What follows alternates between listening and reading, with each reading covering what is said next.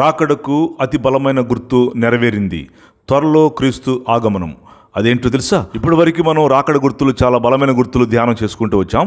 ఇప్పుడు అతి ప్రాముఖ్యమైనటువంటి, శ్రేష్టమైన, అతి ముఖ్యమైనటువంటి గుర్తు యేసు ప్రభువారు నోరు తెరిచి చెప్పినటువంటి రాకడ బలమైన గుర్తు. ఒక్క పాయింట్ కూడా జాగ్రత్తగా మిస్ అవ్వకుండా మీరు వినాలి. మత్తయి సువార్త 24:14. మరియు ఈ రాజ్య సువార్త సకల జనములకు సాక్షార్థమై లోకమందంతటను ప్రకటించబడును, అటు తర్వాత అంతం వచ్చునని ఈ వాక్యం చెప్తుంది. ఈ వాక్యాన్ని మీరు గమనించారా? ప్రపంచమంతా సువార్త వెళ్ళిపోవాలట, అటు తర్వాత అంతం వచ్చిద్ది. లోకమంతటను ప్రకటించబడును, అటు తర్వాత అంతం వచ్చిద్దంట. లోకమంతటను మారు మనసు పొందును, అటు తర్వాత అంతం వచ్చును లేదండి. అక్కడ లోకమంతా రీచ్ అయిపోయేవాళ్ళు గాస్పెల్, అప్పుడు ప్రభు రాకడ ఈ లోకానికి వస్తుంది. మీరు గమనిస్తున్నారో లేదో నాకైతే తెలియదు, కానీ మేము గమనిస్తూ వస్తున్నాము. ఈ బలమైనటువంటి గుర్తు, ఈ రాజ్య సువార్త ప్రపంచం అంచుల మట్టుకు 7 కొండల్లో, అడవుల్లో, కొండల్లో, గుట్టల్లో, కీకారణ్యాల్లో ఒక మనిషి కూడా, నరమాత్రుడు కూడా వెళ్ళలేనటువంటి ప్రాంతాలకి ఫుల్గా వెళ్ళిపోయింది. మన ఇండియాలో అయితే దండకారణ్యాల్లో కూడా సువార్త వెళ్ళిపోయింది. మీరు అనుకుంటున్నారేమో, ఆ దండకారణ్యాల్లోకి ఎవరు వెళ్ళారండి? మీకు తెలియదండి. IEM, Indian evangelical mission, Vishwavani, FMPB, friends missionary prayer band, EHC, ఇంటింట సువార్త, BYM, బ్లెస్సింగ్ యూత్ మిషన్, ఇట్లాంటి సంస్థలు, ఇవి మిషనరీ సంస్థలు. మీకు తెలుసా? ప్రాణాలకు తెగించి సేవకులు ప్రభు సేవకులకు సమర్పించుకొని పిలుపుతో అడవి ప్రాంతాల్లోకి వెళ్ళిపోయారు వీళ్ళు. ఈ మిషనరీ సంస్థలు మెయిన్ రోడ్ల మీద జనాభా దగ్గర ఉండేటువంటి చోట సేవ చేయలా. ఇదిగో ఆయన రాకడ గుర్తుని బలంగా నెరవేర్చేటువంటి బలమైన సంస్థలు.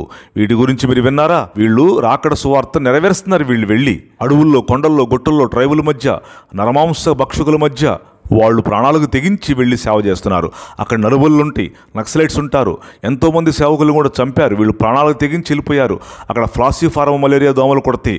ఆ దోమ కుట్టిందంటే బ్లడ్ టెస్ట్ చేయాలంటే రాత్రిపూట మనిషి నిద్రపోతున్నప్పుడు బ్లడ్ తీస్తేనే ఆ బ్లడ్ టెస్ట్గా అది అందిద్ది. అట్లాంటి మలేరియా దోమలు కుట్టించుకొని చాలామంది సేవకులు చనిపోయారండి. అక్కడికి వెళ్ళిపోయి అడవుల్లో, కీకారణ్యాల్లో సువార్త సేవ చేస్తున్నారు వీళ్ళు. మీకు తెలుసా? అల్పుడైన నేను కూడా ఈ అడవి ప్రాంతాల్లో చాలా సంవత్సరాలు, సుమారుగా 12 సంవత్సరాలు పెంచే నేను అడవుల్లో, అడవి జాతి వాళ్ళ మధ్య సువార్త చెప్పించాను. నేను కూడా వెళ్ళి సువార్త చేశాను. వీళ్ళందరూ దేవుని యొక్క రాకడ గుర్తును బలంగా నెరవేర్చేటువంటి సేవకులు. ఈ రాజ్య సువార్త సకల జనులకు సాక్షార్థమై లోకమంతటా ప్రకటించబడును, అటు తర్వాత అంతం వచ్చును.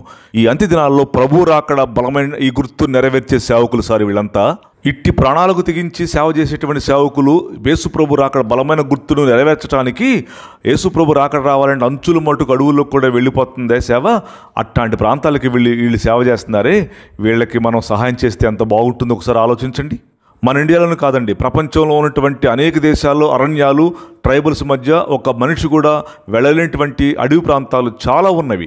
ఉదాహరణకి మీకు చెప్తున్నాను చూడండి. ఇండోనేషియా దేశంలో దట్టమైన అడవుల్లోకి ఈ మధ్యకాలంలో సేవకులు విమానం ద్వారా వెళ్ళి డైరెక్ట్గా అడవుల్లో ల్యాండ్ అయిపోయి వాళ్ళ భాష లిపి నేర్చుకొని వాళ్ళ భాషలోకి బైబిల్ తర్జుమా చేసి బైబిల్ ప్రింట్ చేసి డైరెక్ట్గా విమానంతో దిగారు. ఎంత గొప్ప విషయం చూసారా? అంటే అంత అడవుల్లోకి కూడా సువార్త వెళ్ళిపోయిందన్నమాట. అంటే రాకడ గుర్తు బలంగా నెరవేర్చబడిపోతుందన్నమాట. ఆ వీడియోని మీరే చూడండి.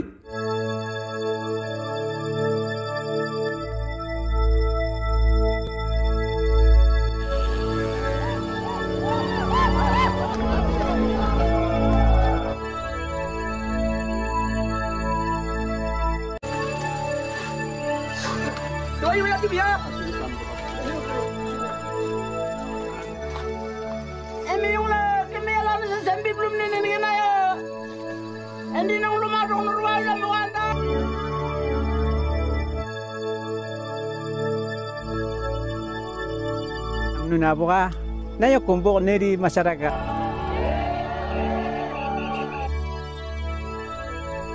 ఇట్లా సువార్త అనేక ప్రాంతాలకు వెళ్ళిపోయి బైబిల్స్ లక్షల కోట్లు ప్రింట్ అయిపోయి అడవి ప్రాంతాల్లో అనేక అనాగరికుల మధ్య ట్రైబల్ భాషలో కూడా లిపిని కనుక్కొని బైబిల్ తర్జుమా చేసి వెళ్ళిపోతూ ఉందండి. Guinness book of the world రికార్డ్స్లో కూడా మన బైబిల్ ఎక్కింది.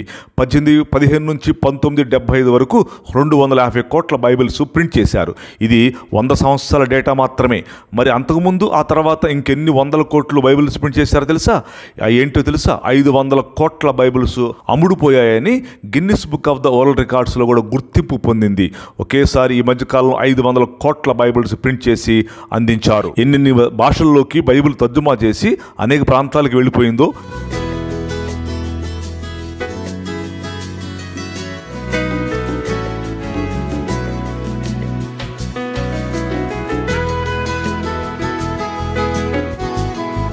2017 నాటికి 670 గుర్తింపు భాషల్లోకి పాత నిబంధన మరియు క్రొత్త నిబంధన అయితే 1521 భాషల్లోకి తర్జుమా చేశారు. మరియు బైబిల్కి సంబంధించిన చిన్న చిన్న పుస్తకాలు, బైబిల్ కథలు 1221 భాషల్లోకి కూడా అవి కూడా తర్జుమా చేయబడ్డాయి. యోహాను సువార్త లాంటి కొన్ని పుస్తకాలు అయితే మాత్రము 2883 భాషల్లోకి అనువదించబడ్డాయి. అదే కాదు, బ్లైండ్ భాషల్లో కూడా బైబిల్ తర్జుమా చేయబడి వాళ్ళకు కూడా అందించబడింది. అంత మాత్రమే కాదు, దేవుడు పెద్ద పెద్ద సేవకుల్ని ఎన్నుకున్నాడు, బహుగా వాడుకున్నాడు. Stanley Jones, Billy Graham, John Wright, Robert Lee, Fox, Bakht Singh ఇట్లాంటి లక్షలాది మంది మిషనరీలు బయలుదేరి లక్షల మందికి సువార్త ఫుల్గా చెప్పేసి అనేకుల్ని ప్రభు కొరకు సంపాదించారు. మీకు తెలుసా, రేడియోలో సువార్త ఎట్లా ప్రారంభమైందో? వాయు తరంగాల ద్వారా సువార్త ప్రపంచానికి మొత్తానికి వెళ్ళిపోయింది. పాల్ ఫ్రీడ్ అనేటువంటి ఆయన 1952 సంవత్సరంలో రేడియో పరిచయం ప్రారంభించాడు. దాని పేరే ట్రాన్స్వర్ రేడియో. ఇది 190 దేశాల్లో రేడియోలో సువార్త అందిస్తుంది. 275 భాషల్లో ప్రపంచమంతా సువార్త అందిస్తుంది. ఈ రేడియో పరిచర్య ఎట్లా స్టార్ట్ అయిందో నీకు తెలుసా? జర్మనీ నియంత అడాల్ఫ్ హిట్లర్ తన నాసిజాన్ని ప్రకటన చేసుకోవడం కోసం జర్మనీలో ఒక పెద్ద టవర్ కట్టాడు, రేడియో టవర్. దాని ద్వారా అతడు తన నాసిజాన్ని ప్రపంచమంతా ప్రకటన చేస్తున్నాడు. అప్పుడు 2వ ప్రపంచ యుద్ధంలో హిట్లర్ చనిపోయాడు, ఆ టవర్ కూడా కూలిపోయింది. అప్పుడు పాల్ ఫ్రీడ్ అనేటువంటి ఆయన వెళుతూ ఆ టవర్ను చూశాడు. టవర్ మీద నుంచి మాటలు వస్తుంటే ఎక్కువ ఏరియా వాళ్ళు వింటున్నారు. కాబట్టి ఆయన ప్రార్థన చేశాడు, పాల్ ఫ్రీడ్, ప్రభువా నాకు ఈ టవర్ ప్రభు అని ప్రార్థన చేశాడు. దెబ్బకు ఆ టవర్ కొన్నాడు పాల్ ఫ్రీడ్. అట్లా ప్రపంచంలో రేడియో సువార్త అందించడం స్టార్ట్ అయింది. అల్పుడైన నేను కూడా ఇటు రేడియో పరిచర్యలో చాలా సంవత్సరాలు పనిచేశాను. అట్టి భాగ్యాన్ని దేవుడు నాకు ఇచ్చాడు. అంత మాత్రమే కాదు, ఈనాడు చూడండి, టీవీల ద్వారా, రేడియోల ద్వారా, ఇంటర్నెట్ల ద్వారా, అంత వైబర్లు, సెల్ ఫోన్లు, ఇంటర్నెట్ ద్వారా కూడా సువార్త వెళ్ళిపోతుంది. ఈనాడు చూడండి, మనకి కరోనా వలన లాక్డౌన్ అయితే ప్రపంచంలో ఉన్న ప్రతి సువార్త సేవకుడు లైవ్ ద్వారా వాక్యం అందిస్తున్నాడే. చూడండి ఎట్లా వెళ్ళిపోయిందో, అంచులు మట్టుకు వెళ్ళిపోయింది. అదే మత్తయి 24:14 నెరవేర్చబడింది. మరియు ఈ రాజ సువార్త సకల జనములకు సాక్షార్థమై లోకమంతటను ప్రకటించబడును, అటు తర్వాత అంతం వచ్చును. లోకమంతటను మారు మనసు పొందును, అటు తర్వాత అంతం వచ్చును చెప్పాల. లోకమంతటను ప్రకటించబడును, అటు తర్వాత అంతం వచ్చును. అంచులు మట్టు కూడా వెళ్ళిపోయింది. ప్రభు రాకడ అదిగో కడబొర శబ్దం వినపడుతుంది. సువార్తకు వ్యతిరేకంగా ఉన్నటువంటి రష్యా లాంటి కమ్యూనిస్ట్ దేశాల్లో కూడా గొప్ప గొప్ప సేవకులు వెళ్ళి సువార్త చేశారు. ఎక్కడైతే సువార్తకు వ్యతిరేకత ఉన్నదో ఆ ప్రాంతాలకు టార్చర్ ఫర్ క్రైస్ట్ అనేటువంటి గొప్ప గొప్ప మిషనరీస్ వెళ్ళి అడవి ప్రాంతాల్లోకి వెళ్ళి ఎక్కడైతే వ్యతిరేకత ఉందో అక్కడికి వెళ్ళి కూడా సువార్త కూడా చెప్పేశారు. ఈ రిపోర్ట్ అంతా మీకు అర్థమైందా? ఏంటి రిపోర్ట్ తెలుసా? మత్తయి 24:14 అంటే ప్రపంచం అంచుల మట్టుకు గాస్పల్ వెళ్ళిపోయింది. ద గాస్పల్ రీచ్డ్ అన్రీచ్డ్ ప్రాంతాలకు కూడా వెళ్ళిపోతే అప్పుడు ప్రభు వస్తానని చెప్పాడు. అప్పుడు అంతం వచ్చిందంట. మీకు అర్థమైందా? మరి వాళ్ళందరూ మారలేదు కదా సార్, కొన్ని వందల కోట్ల మంది. వాళ్ళకు సువార్త వెళ్ళిపోతుంది, వాళ్ళే మారట్లేదు. సువార్త వెళ్తుంది, వాళ్ళ హృదయాలను కఠినం చేసుకుంటున్నాడు. అందుకే దేవుడు చాలా పనిష్మెంట్స్ ప్రపంచం మీద ఇస్తున్నాడు. సువార్త దగ్గరికి వెళ్ళినా కూడా తలుపులు తీయట్లే వాళ్ళు.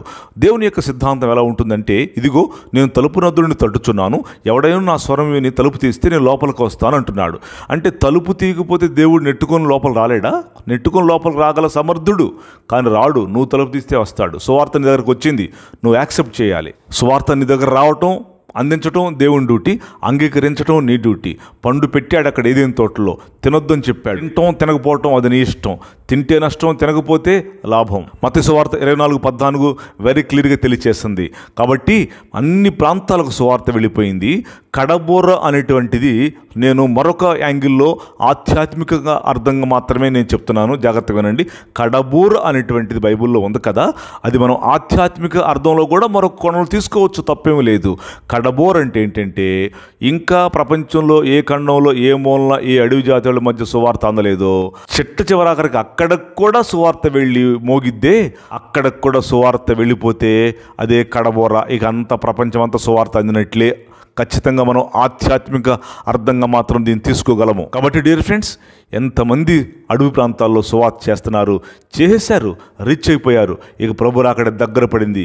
ఆయన ద్వారము దగ్గరనే, తలుపు దగ్గరనే రెడీగా ఉన్నాడు ప్రభువైన క్రీస్తు వారు రావటానికి. నీ మైండ్కు నేను చెప్పే మాటలు అర్థమవుతున్నాయా? చాలామంది ఈ విషయాన్ని లేజీగా తీసుకుంటున్నారు, లెక్కలన్నిటిగా తీసుకుంటున్నారు. నువ్వు విను, వినకపో, లేకపోతే సువార్తకు హెల్ప్ చేయకపో, నీ డ్యూటీగా నువ్వు సువార్త చేయకపో, ఆయన వచ్చేది మాత్రం గ్యారెంటీనే. నీకు ప్రతిఫలం లేకుండా చేసుకుంటున్నావు. జాగ్రత్తగా విను. యేసు ప్రభు రాకడ దగ్గర పడింది. సువార్త అంతటా కూడా వెళ్ళిపోయింది.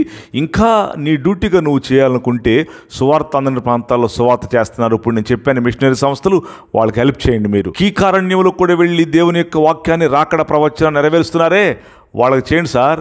ఎంతకాలం డబ్బు సంపాదించుకుంటారు? దేవుడు ఇచ్చాడుగా, చాలదా?